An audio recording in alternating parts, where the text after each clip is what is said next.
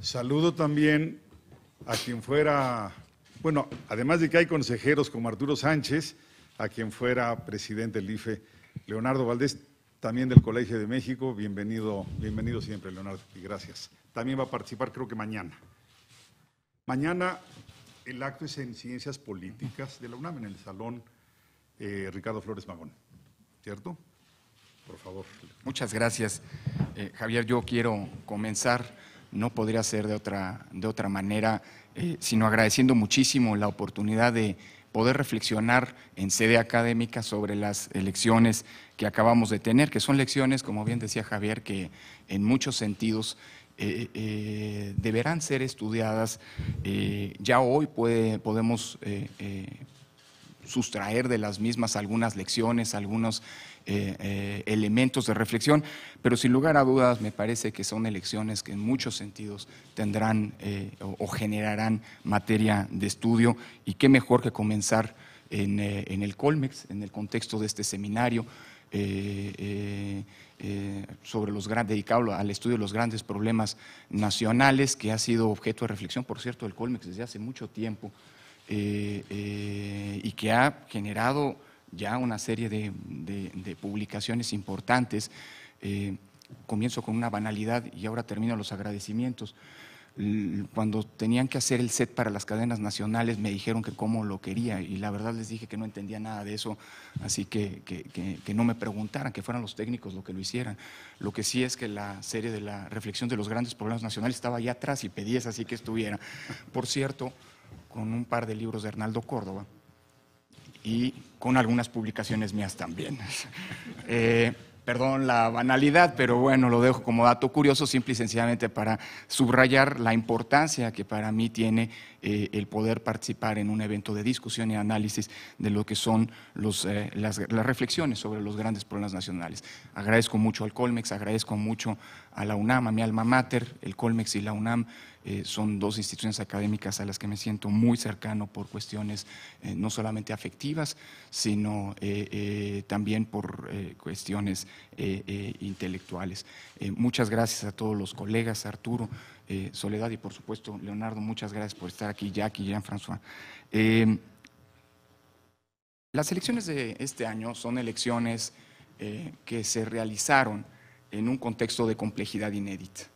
La complejidad de estas elecciones se dio por lo menos en tres planos distintos. El primero es el del volumen. Fueron las elecciones más grandes de la historia. El dato detonador de este hecho es el que el listado nominal, 83.5 millones de potenciales electores, es el más grande que hemos tenido a lo largo de la evolución de nuestra todavía joven democracia en su vertiente electoral. Se trata además de un listado nominal, por cierto, que es el más depurado, el de mayor alcance, el de mayor cobertura de todos los que hemos tenido. Yo solía decir que bueno, era el más depurado y el más, consecuentemente, el de mayor cobertura de todos, salvo el de 1991, cuando se constituyó el padrón electoral. Bueno, el Comité Técnico del Padrón Electoral me dijo que no, que incluso respecto del de 91 es el padrón, digamos, más sofisticado, más depurado, porque aquel se constituyó sobre la base de la buena fe y en cambio, hoy ha pasado procesos de depuración y, por cierto, para incorporarse al listado, al padrón electoral, no basta, como en el pasado, ir acompañado de dos testigos, sino que se requiere una serie de documentaciones electorales que lo hacen mucho más confiable y mucho más preciso de la realidad política, geopolítica de nuestro país. Este número, 83.5 millones de electores, detonó en cascada una serie de indicadores que hicieron de la elección pasada, la elección, decía, más grande de la historia. El número de casillas a instalar, casi 149,000, fue casi 6,000, en 6,000 casillas mayor que el de hace apenas 3 años. El número de ciudadanos por insacular, que además por mandato de ley se amplió del 10 al 13% del padrón electoral, supuso un número de visitas por parte de los funcionarios del INE inédito. Pasamos de casi 8 millones de visitas que se hicieron en el año 2012 a 10.9 millones de hogares visitados para tratar de convencer a los ciudadanos de ser funcionarios de casilla. El número de elecciones concurrentes es un número también inédito, 16, 17 si se toma en cuenta que en unas semanas más Chiapas irá también a las urnas, y aunque el proceso electoral chiapaneco está desfasado, de todos modos la logística electoral pues fue acompasada con la que se realizaba para las elecciones federales y en las otras 16 entidades para las elecciones locales. En fin, por donde quiera vérsele, las cifras hablan del número o de los números más altos, los volúmenes más altos en la organización electoral de un país. Y esto inevitablemente vuelve más compleja la organización de una elección. No es lo mismo, lo pongo así en números llanos, los cerca de 600,000 ciudadanos que fungieron como funcionarios de casilla hace 3 años a los 850,000 funcionarios de casilla que se requerimos este año. Es decir, por donde se le quiera ver los números, hablaban de una elección sin duda más compleja o la más compleja de la que habíamos enfrentado como organismo electoral. En segundo lugar, la complejidad de la elección se deriva de las nuevas atribuciones derivadas de la reforma del año pasado para el Instituto Nacional Electoral. Estamos hablando de que el INE hereda del Instituto Federal Electoral la totalidad de las atribuciones, salvo una, la de resolver los procedimientos especiales sancionadores. Antes el INE era la instancia que indagaba y que sustanciaba, pues, y que resolvía estos procedimientos. Ahora el INE solo indaga y la resolución de estos procedimientos está en manos de una nueva sala especializada del Tribunal Electoral del Poder Judicial de la Federación. Pero todo el resto de las atribuciones que el IFE realizaba pasan a formar parte de las funciones del Instituto Nacional Electoral, salvo por el hecho de que con la reforma 74 nuevas atribuciones fueron conferidas a esta nueva institución. 53 de ellas tienen que ver con la competencia del Instituto Nacional Electoral ahora en el ámbito de las elecciones locales. Pero no es solamente un problema de volúmenes, de números, de cúmulo de atribuciones, sino también el hecho de que muchas de esas atribuciones inéditas implicaron un despliegue operativo y un esfuerzo logístico también inédito, nunca antes presente, digamos, en las actividades del otrora Instituto Federal Electoral. No estamos hablando de atribuciones menores. De hecho, comenzamos a desplegar estas nuevas atribuciones desde el arranque mismo de los funcionamientos del nuevo instituto. Piensen ustedes, por ejemplo, en la compleja elección interna del Partido de la Revolución Democrática, que tuvo que desplegarse en un tiempo muy acotado, de hecho más acotado que el que establece la ley, porque la ley establece que la solicitud tiene que hacerse con 4 meses de anticipación al arranque del proceso electoral interno del partido político, pero la misma ley establecía en un transitorio que si había llegado ya una solicitud, en este caso no aplicaban los plazos de ley, que son plazos que permiten, insisto, ir desplegando pausadamente la organización de las elecciones internas. Acá tuvimos contracorriente y contrarreloj que organizarla por primera vez elecciones internas en un partido que suele tener una vida, o que históricamente ha tenido una vida interna compleja, por decirlo menos.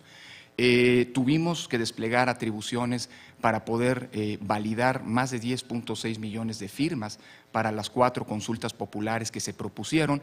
Hay una de las lecciones, por cierto, que nos deja aquel ejercicio, es que tal vez sería mejor en el futuro que la Corte validara la constitucionalidad de las consultas y luego el INE desplegara todo el aparato, digamos, de validación del número de firmas. Se puede decir fácil. Bueno, ustedes tienen un padrón electoral, como acaba de decirse, muy depurado, muy sofisticado en términos de controles informáticos, etcétera. Bueno, validar 10.6 millones de firmas debe ser sencillo. Si el único problema es que la ley no estableció que la base de las firmas que sustentan una consulta popular se entreguen en plataforma electrónica, se entregaron en papel, así que tuvimos que capturar 10.6 millones de firmas para luego compulsarlas con la base electrónica del padrón electoral. En suma, esto tuvo que hacerse en menos de 30 días y se logró hacer con éxito. Estamos hablando además de atribuciones esas completamente novedosas y que implicaban trasladar el costo político de designaciones que tienen una naturaleza no solo técnica, sino también política, como el nombramiento de los consejeros de los organismos públicos locales electorales, de los congresos de los estados a el Instituto, al Consejo General del Instituto Nacional Electoral. Siempre, hasta donde yo me acuerdo, el nombramiento de consejeros, por lo menos desde hace 15 años está envuelto en polémicas. Bueno, ahora la polémica se trasladó de los congresos al Consejo General. Nunca faltaron las acusaciones de sesgo político, digamos, en las designaciones. En fin, hoy creo que podemos decir que en términos generales los organismos públicos locales electorales cumplieron con sus funciones, en algunos casos mejor que otros. Ya haremos un balance. Tenemos la facultad de nombrar, pero también de remover. Es una facultad extraordinaria, pero que eventualmente habrá que utilizar si es necesario. No estoy diciendo que, con compañeros de la prensa, que el INE afina la guadaña. No nos equivoquemos. No dije eso. Dije que tenemos una atribución que eventualmente podremos utilizar y que habrá que revisar el desempeño de los colegas de los soples. Un año y algo en la presidencia me obligan a ser prudente, digamos, aunque esté en el ámbito académico y amparado bajo la libertad de cátedra en mis expresiones. Tuvimos que hacer esos nombramientos. De hecho, ahora está en curso el nombramiento de 13 organismos públicos locales electorales más, los faltantes, particularmente los que van en primera instancia a elecciones el próximo año. Tuvimos además que instrumentar un mecanismo de fiscalización inédito. En México ya teníamos una fiscalización de entre las más robustas en el mundo. Sin embargo, para todos es conocido la polémica que se generó luego de las elecciones del año 2012 a propósito de la fiscalización que realizó en su momento el Instituto Federal Electoral y que propició que la reforma de 2014 hiciera de la fiscalización una de sus columnas vertebrales y que el mecanismo de fiscalizar a los partidos políticos se robusteciera de manera notoria. Particularmente en por lo menos 3 ejes. El primer eje es que la exhaustividad de la fiscalización se mantiene, pero los tiempos se acortan. Antes se fiscalizaba prácticamente un año en las campañas, prácticamente un año después de concluidas estas, y cuando todos los cargos emanados de dicha elección estaban ya ocupados por los ganadores. Hoy no. Hoy, a diferencia del pasado, donde la fiscalización y la validación de las elecciones corrían, perdón, digamos la expresión jurídica, por cuerda separada, hoy, en cambio, están alineados y uno depende del otro. Estamos justamente en estos días a punto de detonar los oficios de errores y omisiones, es decir, abrir la posibilidad del derecho de audiencia a los partidos políticos frente a las omisiones o errores o inconsistencias o eventuales vulneraciones a la ley que se detectó durante el ingreso y los gastos de las campañas, precisamente porque tenemos una fecha fatal para poder resolver la fiscalización. Esto es, o tenemos previsto que ocurra el 13 de julio próximo. Es decir, en menos de un mes el Consejo General estará conociendo, dictaminando, imponiendo las sanciones correspondientes a las eventuales violaciones a los ingresos y los gastos de los partidos políticos. Solo para hacer memoria, en 2012 esto ocurrió un año después de realizar la elección. Esto es así porque ahora, como saben, una de las causales de nulidad es precisamente el rebase de los topes de gasto de campaña en más de un 5% del tope establecido.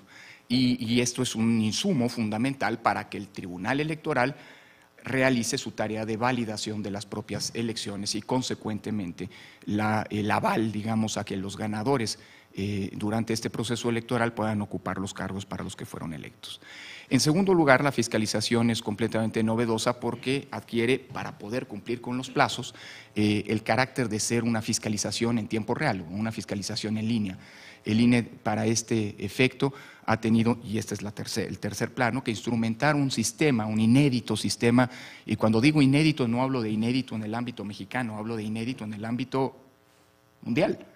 En ningún país hay un sistema de contabilidad en línea para revisar los ingresos y los gastos de los partidos políticos. Insisto, la contabilidad en tiempo real, los partidos, de acuerdo con el reglamento que aprobó el Consejo General del INE, tienen 3 días para poder cargar en el sistema todos los ingresos y los gastos que realicen a partir del momento en que se realizaron. En una discusión intensa, por cierto, ahí el Banco de México, con quien tuvimos una cercanía importante en la construcción del sistema, nos advirtió que no permitiéramos que pasaran más de 3 días para que los partidos cargaran la información, porque de otra manera se abría la posibilidad de que se creara una contabilidad paralela, es decir, que las cifras pudieran maquillarse. Si mal no recuerdo, durante la discusión del reglamento, por cierto, los partidos pedían que se les diéramos 5 días para poder cargar la información, y le hicimos caso al Banco de México, les dijimos son 3, y si no, están en problemas. Esto evidentemente ha detonado un reforzamiento de la unidad de fiscalización, que ahora ya no es, digamos, autónoma al interior del instituto, sino que sus trabajos dependen y son supervisados de una comisión de fiscalización. Se reintrodujo esta figura que existía en el pasado y que fue desaparecida por la reforma de 2007-2008, que es, digamos, el filtro o la criba para poder subir al Consejo General las resoluciones de dicha unidad técnica. Y en tercer lugar, decía, está el hecho del sistema. Este sistema no solo es inédito, sino también es inédito, y lo digo de veras, no con mucho orgullo, pero no porque nosotros hayamos tenido una intervención directa en la creación del mismo, sino con mucho orgullo institucional, porque fue creado también en un tiempo récord. Originalmente, por el volumen, por las dimensiones y por lo inédito que tenía un sistema de esta naturaleza, decidimos licitar, hacer una licitación internacional para que algún desarrollador pudiera construir este programa. Por cierto, los técnicos informáticos dicen que solo el diseño de la arquitectura de una plataforma informática de esta naturaleza tarda entre 6 meses y 1 año. El INE tenía menos de 1 año para que el sistema estuviera operando. Por eso, entre otras cosas, y por la sobrecarga de atribuciones que tenía ya la unidad de servicios de informática del INE en desarrollo de sistemas propios para el proceso electoral, se optó porque fuera un externo quien desarrollara este sistema. El 14 de diciembre pasado, la empresa ganadora, una empresa catalana, por cierto, cuyo CEO tuvo un enorme espacio en algunos medios de información, incumplió la entrega del primer módulo del sistema. Y esto detonó no solo nuestras alarmas, sino también el arranque de un procedimiento de rescisión, porque unilateralmente la empresa había decidido que nos iba a entregar 3 meses después el primer módulo.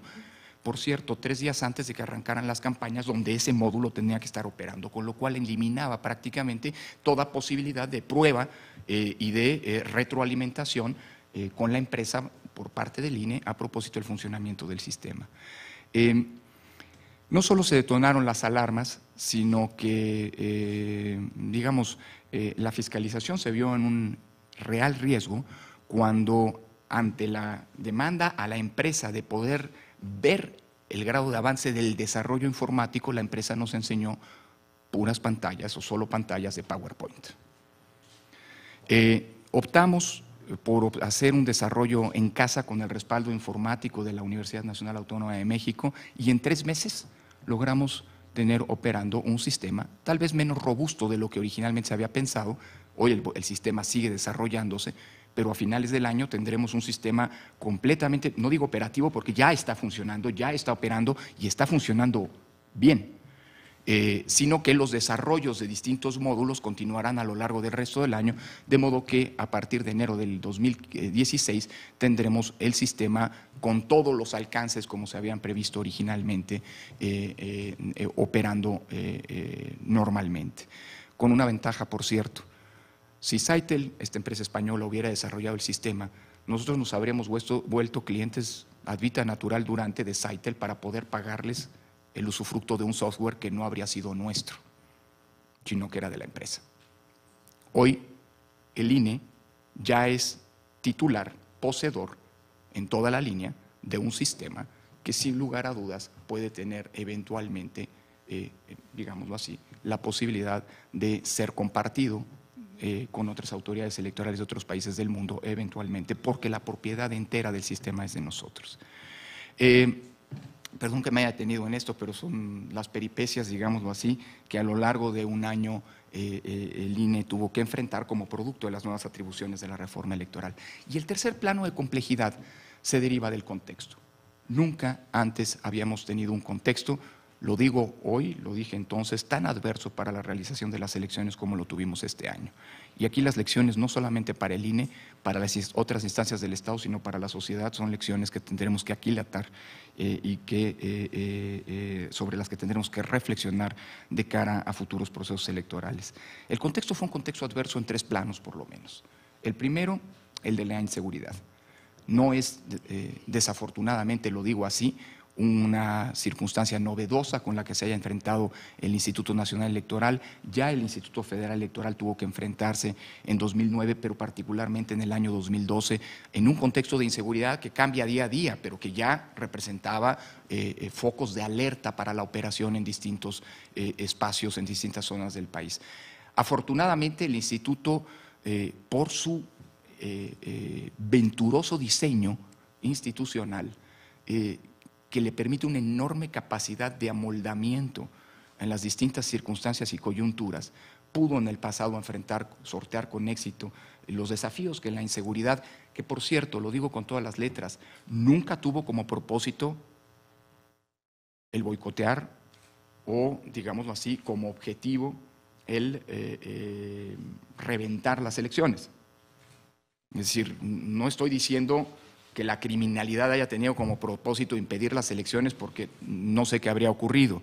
Lo que sí digo es que la operación electoral, que es una operación de campo muy extensa, probablemente tan extensa o más que la del conteo que realiza hoy el INEGI, no hay ningún otro órgano del Estado que cada 3 años tenga un despliegue territorial como el que tiene el Instituto Nacional Electoral en todas las zonas del país de manera simultánea. Pues por supuesto el tema de la inseguridad se convierte en un problema con el que tenemos que hacer las cuentas. Tuvimos que aprobar una serie de protocolos de seguridad que permitieran al personal poder desplegar esa capacidad de amoldamiento. Mal habríamos hecho si, como algún partido pretendió, desde el Instituto Nacional Electoral desde el Consejo General hubiéramos dictado protocolos de actuación que tuvieran que tener aplicabilidad en todo el país. Lo digo con todas las letras. Yo no sé cuál es el clima en Matamoros, sí lo sé porque nos reportan, pero evidentemente no es el mismo que se tiene en Michoacán y por lo tanto los protocolos de actuación que tiene que seguir nuestro personal en Matamoros evidentemente es distinto que el que tiene que seguir en Michoacán. Se decía en el Consejo General que era una insensatez, por ejemplo, que hubiéramos autorizado que los capacitadores asistentes electorales, los que realizan el trabajo de campo, pudieran o no, a conveniencia y a decisión propia, utilizar los uniformes que los distinguían como personal del instituto. Es decir, yo no me atrevo a poner la mano en el fuego que el utilizar el uniforme del INE les garantice condiciones de seguridad en todo el país.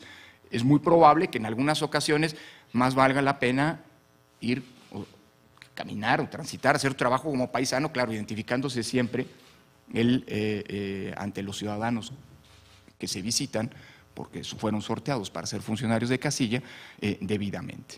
En fin, la inseguridad, decía, no es un tema nuevo, lamentablemente es un tema que forma parte, digámoslo así, de la vida ordinaria de nuestra sociedad con distintas modalidades en distintas zonas del país, pero el Instituto Nacional Electoral sabe ya y heredó del INE una gran capacidad para poder enfrentar este problema y no hacer que que es uno de los grandes problemas nacionales, se convierta en un impedimento para la propia operación. ¿Qué quiero decir? ¿Que la operación no se vio afectada con el clima de la inseguridad que se vive en alguna zona del país? No, claro que se vio afectado. Claro que impuso, por ejemplo, que luego de la reacción de un cártel en Jalisco, el 1 de mayo, se tuvieran que suspender operaciones durante 1 día y medio para garantizar la integridad física de nuestro personal. Y esto implica perder tiempo, que es valioso, porque, por cierto, esta elección se hizo no con los 9 meses, se organizó no en los 9 meses que prevé la ley, sino en 8 meses, porque hoy, en este año, se adelantó la jornada electoral 1 mes. Pero tampoco estoy diciendo que la inseguridad haya sido un obstáculo insalvable para el Instituto Nacional Electoral. El segundo plano de contexto adverso, ese sí es absolutamente inédito, es la conflictividad social que está enfrentando el país en los últimos meses.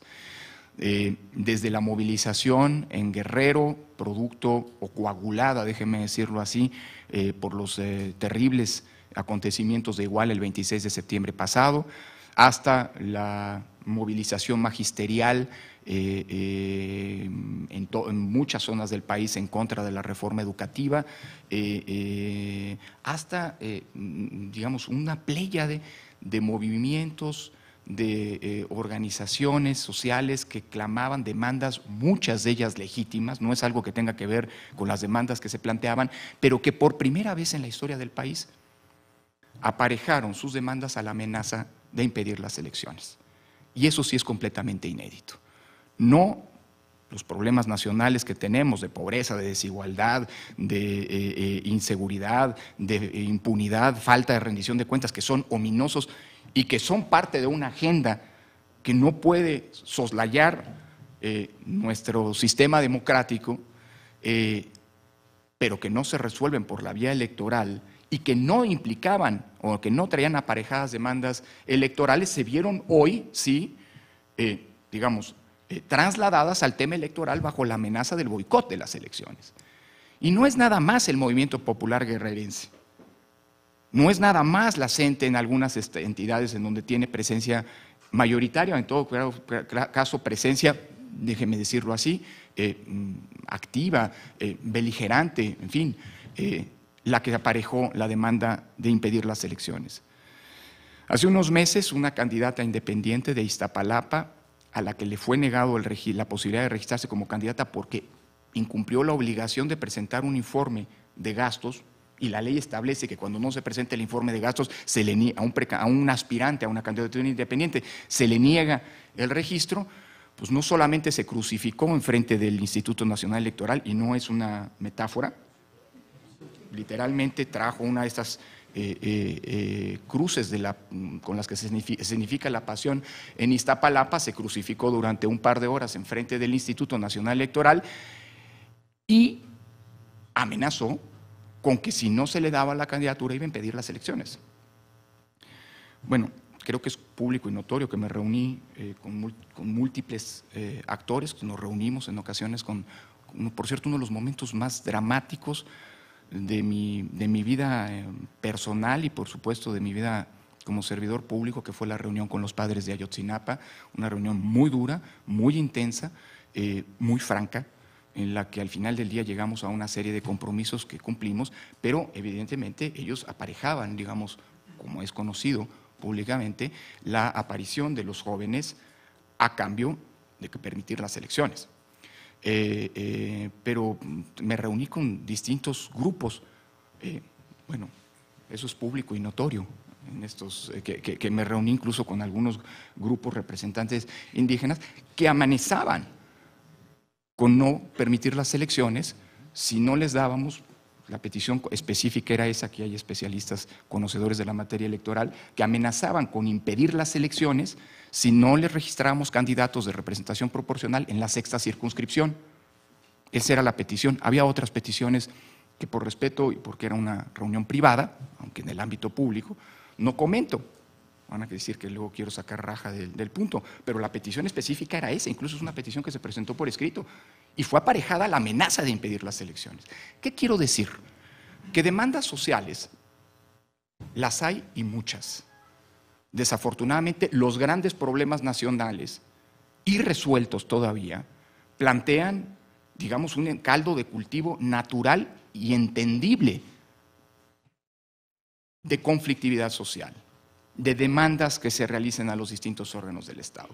El problema es que nunca antes se habían planteado demandas de agua, de satisfacer, por ejemplo, el acceso al agua, de satisfacer, por ejemplo, la presentación o la posibilidad de presentar candidaturas, de resolver, bueno, de resolver la conflictividad derivada de la caída de los precios del café y de la falta de apoyos del gobierno estatal en el estado de Chiapas a los cafeticultores, que bloquearon y amenazaron con impedir la elección en Huixtla, en el distrito de Huixtla, en Chiapas, o bien las de unos transportistas agraviados porque no se había cumplido una promesa de campaña por parte de las autoridades locales unos años atrás, en el último proceso electoral, de pavimentar un tramo carretero, y que en el distrito de Bochil no solamente bloquearon nuestras instalaciones, nota a pie de página, las instalaciones del Instituto Nacional Electoral son claves para poder desarrollar la elección. La cantidad de la infraestructura telemática del instituto, de la que dependen nuestros sistemas de información, requiere que podamos operar en nuestras instalaciones, que por cierto, durante el proceso electoral son todas instalaciones estratégicas del Estado mexicano, adquieren este carácter. Bueno, en Bochil, estos transportistas no solo bloquearon nuestras instalaciones, sino que las vandalizaron. Y eso de vandalizar, ya haremos un recuento de los daños, pero eso de vandalizar suele hacernos venir a la mente pues, que se rompe alguna ventana y se hacen algunas pintas. En este caso, la vandalización de algunas de nuestras juntas distritales llegó a la destrucción total de las juntas y de algunos módulos. Y cuando digo total, incluyendo, por ejemplo, los sistemas, los aparatos que sirven para el monitoreo de las estaciones de radio y televisión, que como saben está conferido al propio Instituto Nacional Electoral. Lo que quiero advertir es el punto que la conflictividad social de muy distinta índole, no solamente, digámoslo así, o los reclamos de muy distinta índole, no solamente los que tienen que ver con la cuestión electoral, hoy estaban aparejados o estuvieron aparejados a la amenaza de impedir las elecciones. Parece haberse transversalizado una muy delicada circunstancia que es, digamos, hacer rehén al Estado del cumplimiento de demandas, repito, en muchas ocasiones legítimas, a través del boicot electoral. Y esto es algo que tenemos que reflexionar, porque desafortunadamente, vuelvo al punto, los grandes, no solo los problemas, hombre, no creo que sea un gran problema nacional el que no se haya pavimentado una pequeña carretera secundaria en el estado de Chiapas, pero eso, sumado, me parece, a los grandes problemas nacionales, sí vuelve el contexto social, un contexto muy conflictivo. Y de eso tendremos que ocuparnos, porque en 2018 los márgenes de actuación de la autoridad electoral, pensando en la gran apuesta política que se viene en las elecciones presidenciales, pues evidentemente vuelven mucho más atractivo el discurso del boicot electoral en un contexto mucho más delicado para la vida política del país. Y el problema es que frente a todo esto, el Instituto Nacional Electoral pues está desarmado, a menos que en la nueva reforma electoral a las 74 nuevas atribuciones que hoy tiene el INE, se le agreguen nuevas atribuciones como la administración de los programas sociales, la administración, digámoslo así, de las gestiones de apoyos a los cafeticultores y también, ¿por qué no?, la posibilidad de pavimentar carreteras para poder satisfacer estas demandas y poder en consecuencia cumplir con nuestro mandato constitucional de hacer elecciones. Solamente menciono y me acerco a la conclusión, perdón, la conflictividad política. Paralelamente a toda esta conflictividad social, a esta crisis de estas circunstancias de inseguridad, tuvimos campañas con una enorme intensidad política y lo digo también con una escasa intensidad en términos de debate y confrontación ideológica. Si uno analiza las campañas electorales, encontraremos que son campañas muy intensas, campañas muy conflictivas, campañas de alto contraste, pero campañas que difícilmente llegaron, digámoslo así, a hacer de estas, a pesar de los grandes problemas nacionales que deberían justificar, pues digamos, que se privilegiaran los diagnósticos, las propuestas, en fin, las agendas políticas a futuro, son campañas que se quedaron, digámoslo así, en una lógica de confrontación orientada más por la mercadotecnia política que no por un debate ideológico consistente. Y debo decirlo también con mucha franqueza, creo que como sociedad, permítame hablar como académico, como parte de la sociedad, no como funcionario público, como sociedad somos una sociedad muy poco exigente para con los partidos, a pesar de que en este sentido estas elecciones nos dejan también grandes, venturosas lecciones. El Instituto Nacional Electoral realizó 9 foros de debate de las plataformas electorales y el atractivo que tuvo esto, por ejemplo, para los colegas de los medios de comunicación, fue realmente secundario frente a el tono de las campañas, que si a tal o cual candidato le habían intervenido las líneas telefónicas y hablé de candidatos, y consecuentemente se denunciaban actos de corrupción o lo que sea. Es decir, creo que también tenemos que crear un contexto de exigencia nosotros mismos, porque si esperamos que los problemas nacionales, es decir, que se resuelven a partir de políticas públicas, se resuelvan, digamos, de manera autónoma, sin un contexto de exigencia desde la misma sociedad, creo que vamos a tener que esperar mucho tiempo o mucho más del que deberíamos. Permítame terminar solamente haciendo referencia, si se me permite mezclar algunas cifras, sobre todo con algunas de las lecciones que nos deja la elección. La elección del 2015, la elección del 7 de junio pasado, en muchos sentidos es una elección exitosa, sobre todo si se toma en cuenta el contexto y las, digámoslo así, la complejidad a la que he hecho referencia.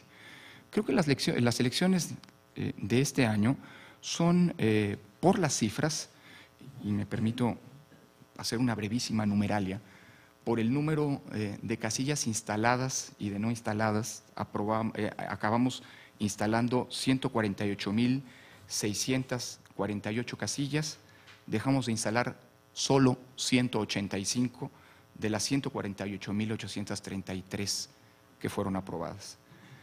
185 son muchísimas si se compara con el éxito que alcanzó el Instituto Federal Electoral en la última elección. En 2012 dejamos de instalar 2. En Oaxaca, ambas, por conflictos intercomunitarios. Hoy dejamos de instalar 185.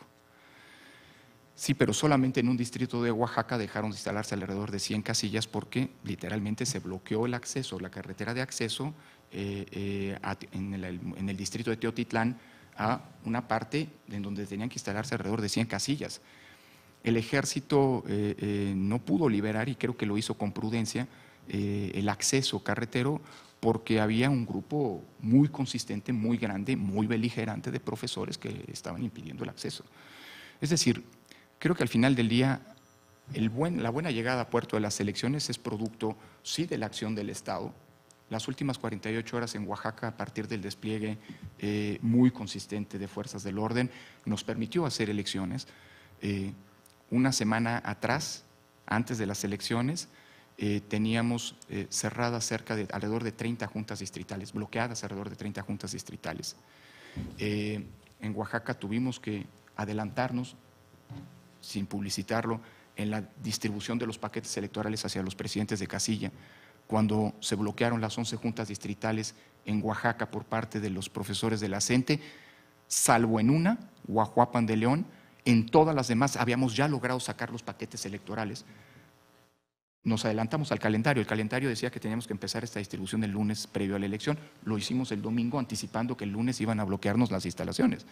Es decir, al final del día logramos instalar una cantidad de casillas, logramos hacer las elecciones en todos los distritos. Y sí, hubo momentos en los que discutimos la posibilidad de eventualmente cancelar elecciones. No lo hicimos porque había condiciones. Y tan había condiciones que las casillas pudieron instalarse en los 300 distritos del país y, digámoslo así, en un clima de relativa calma, pudieron estas elecciones llevarse a cabo. Tuvimos recuentos que terminaron el viernes, a la madrugada, en los 300 distritos electorales. En 20 distritos el recuento fue total. Esto es un número mayor al de el año 2009, al de las primeras elecciones en donde se hicieron recuentos. En 2009 se recontaron 19 distritos, hoy en su totalidad, hoy recontamos en 20. El número de casillas que fueron recontadas o de paquetes que fueron recontados es el más alto de la historia. Estamos hablando del 61, de más del 61% de los paquetes recontados, y en donde se constató que finalmente lo que los ciudadanos habían puesto en las actas era en términos generales preciso. La coincidencia de los sistemas de información preliminar del Instituto Nacional Electoral con los que se realizaron en los cómputos distritales es prácticamente total. Tanto el conteo rápido como el PREP, como los cómputos distritales implican variaciones mínimas, normales si se piensa que el conteo rápido es una herramienta estadística, normales si se piensa que el PREP, aunque es una práctica censal, no llega nunca al 100%, llegamos a un 98.6%, que es bastante encomiable, Y, y ambos sistemas coincidieron, estuvieron perfectamente alineados con los cómputos distritales. ¿Tuvimos alguna falla en los sistemas? Sí, pero se exageró la dimensión de la falla porque fue una falla en la presentación, no en la operación de los sistemas. Habrá que revisarlo, sí, no estamos siendo autocríticos, no somos faltos de autocrítica, hemos ordenado una auditoría en este sentido, pero sí, alguien decía es que los sistemas fallaron como nunca ahora. Sí, pero como nunca ahora tuvimos que desviar el esfuerzo que estaba encaminado al desarrollo de nuestros sistemas a construir el sistema de fiscalización que tuvimos que hacer en tiempo récord y al que tuvimos que dedicarle buena parte de nuestros esfuerzos institucionales. El porcentaje de votación es un porcentaje, la verdad, muy satisfactorio si se piensa en el contexto en el que la elección estaba llevándose a cabo. El porcentaje de participación ciudadana, 47.72%. Es un porcentaje mayor a las últimas 3 elecciones legislativas, es decir, a las elecciones intermedias. En 2003 tuvimos el porcentaje más bajo de participación en elecciones intermedias, 41.68. En 2009, 44.61. Hoy tuvimos 47.72.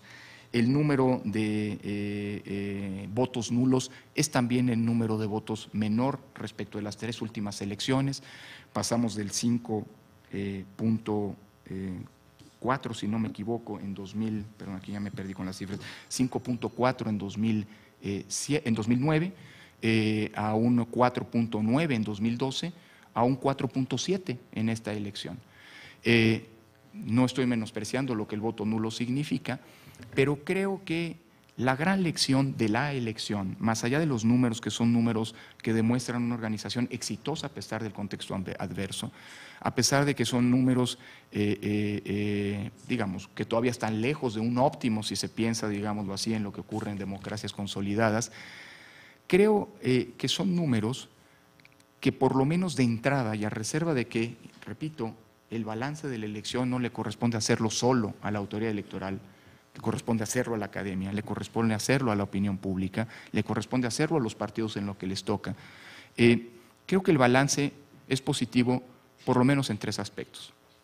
Primero, logramos exorcizar la amenaza del boicot de las elecciones, y esto es el producto de la prudencia y de la consistencia de la actuación de la autoridad electoral, de la generación de condiciones por parte de las instancias públicas, particularmente federales, para poder crear un clima en el que las elecciones pudieran llevarse a cabo, un clima, digamos, un piso mínimo de orden y de seguridad para que las elecciones pudieran llevarse a cabo, pero sobre todo el compromiso ciudadano que reivindicó la vía electoral como una vía privilegiada para defender algo que ha sido una de las grandes conquistas en los últimos 30 años. Hace 30 años las elecciones eran probablemente, no sé si el principal, probablemente el principal de nuestros problemas, al menos de los problemas políticos, sin duda. Hoy las elecciones ya son una ruta privilegiada para procesar el intenso pluralismo que caracteriza a nuestra sociedad por vías pacíficas. Y creo que el porcentaje de participación es un porcentaje contundente y consistente frente a la reivindicador de la vía electoral, frente a quienes, insisto, eventualmente, a partir de demandas sin duda legítimas, habían colocado el tema de la elección como una condición o como una moneda de cambio, la posibilidad de hacer elecciones como una moneda de cambio. En segundo lugar, creo que la lección de estas elecciones es que el voto cuenta y el voto sirve. Elecciones aburridas, decía Javier, que se anticipaban aburridas, pues acabaron haciendo elecciones interesantísimas. Hay fenómenos que vale la pena analizar y que pudieron detonarse por la vía del ejercicio del voto. Tuvimos alternancia en 102 distritos electorales federales. Es decir, la tercera parte de los distritos electorales fueron sujetos de cambio de ganador. Tuvimos alternancia en 5 de las 9 elecciones de gobernador.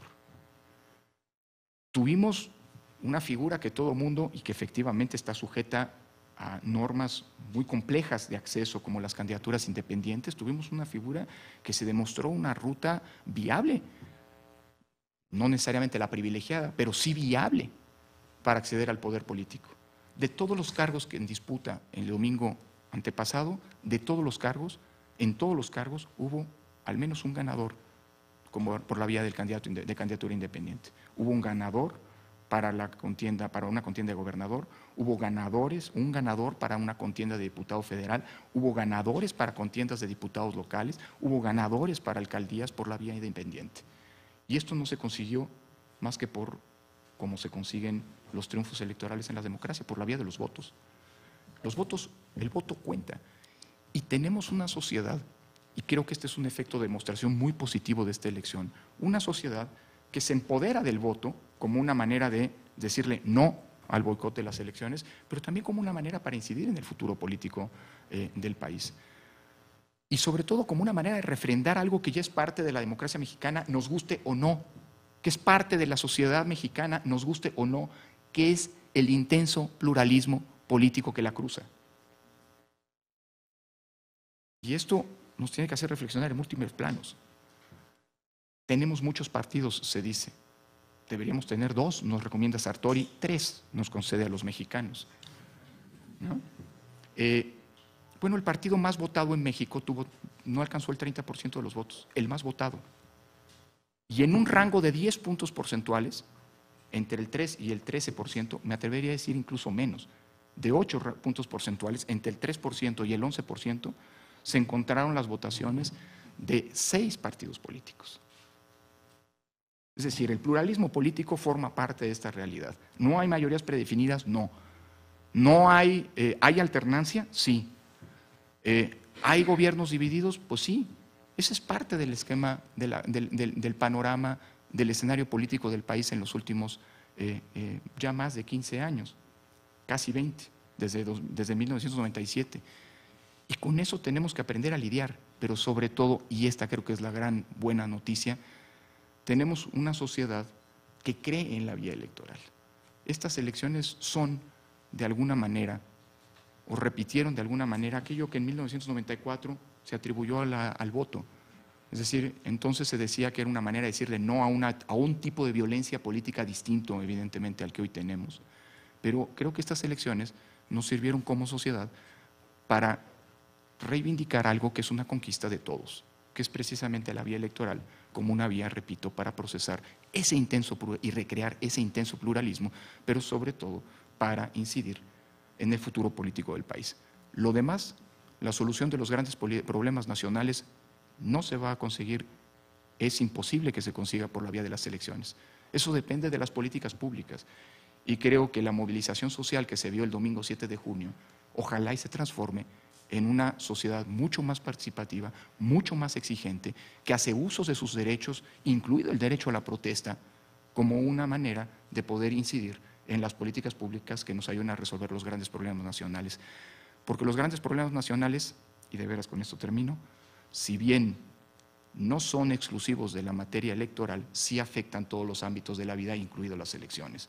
Y si queremos elecciones con menos sobresaltos, resolver el tema de la pobreza, resolver el tema de la desigualdad, resolver el tema de la impunidad y la corrupción, es una buena manera de darnos elecciones tal vez más aburridas, pero sin lugar a dudas, elecciones, digámoslo así, que nos generen menos sobresaltos como las que nos hicieron, las que provocaron este año. Muchas gracias a todos ustedes.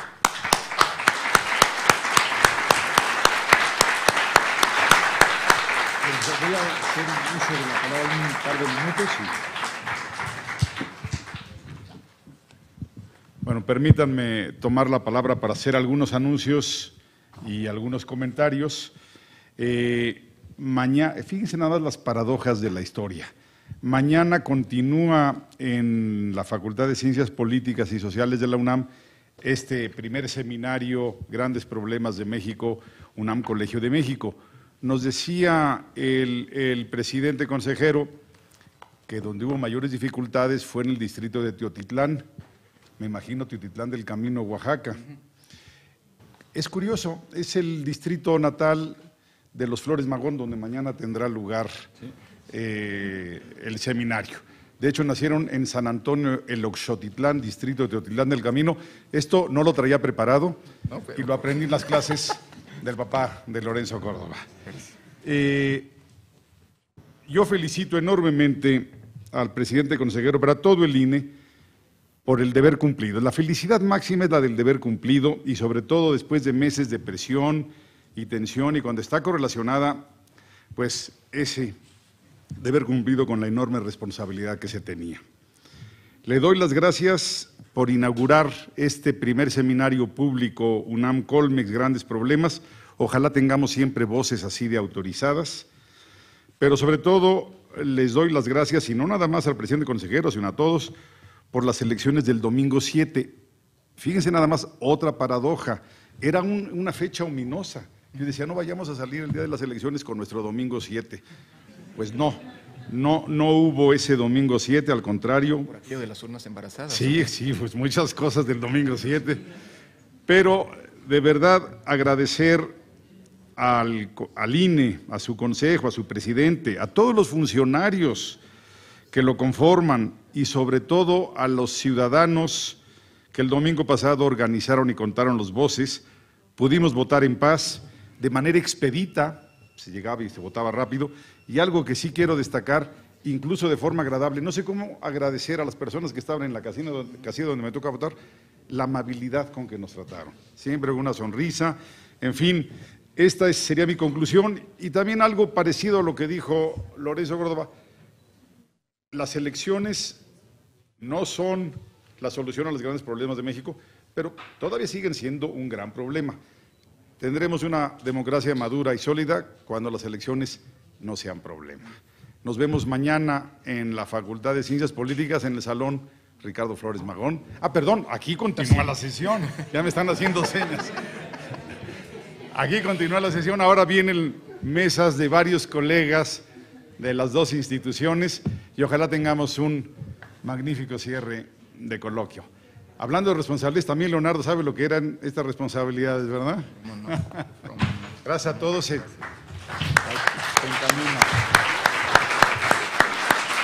gracias, Alejandro.